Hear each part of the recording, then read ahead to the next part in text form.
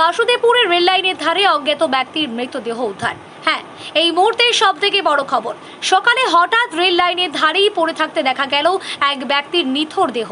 কে এই ব্যক্তি, কিভাবে ঘটল মৃত্যু, এই প্রশ্নেই চাঞ্চল্য ছড়িয়েছে শামসেরগঞ্জের বাসুদেবপুর এলাকায়।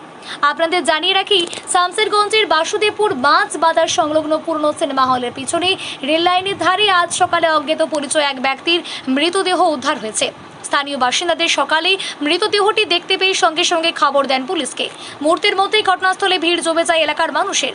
খবর পেয়ে দ্রুত সেখানে পৌঁছায় শামসেরগঞ্জ থানার পুলিশ। পুলিশ মৃতদেহটি উদ্ধার করে পরিচয় জানার চেষ্টা শুরু করেছে। পাশাপাশি কী কারণে ওই ব্যক্তির মৃত্যু হয়েছে তা নিয়েও তদন্ত শুরু হয়েছে।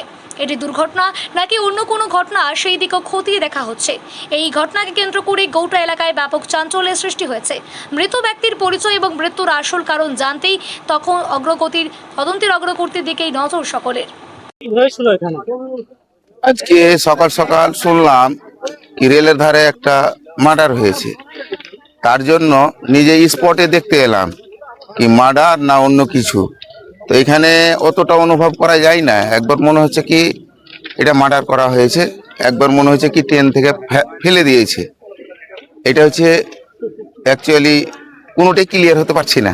সেটা প্রশাসন দেখবে, প্রশাসন স্পটে আছে।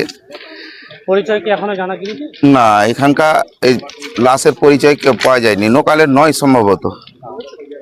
আপনারা এখানে কিভাবে দেখলেন? এখানে দেখলাম বলতে মানুষের মুখে শুনলাম কি এখানে একটা লাশ পড়ে আছে। এটা বাসুদেবপুরের পাশে নতুন জালাদিপুর রেল লাইনের ধারে। আপনার নাম? আমার নাম এমডি মোহাম্মদ ইব্রাহিম শেখ।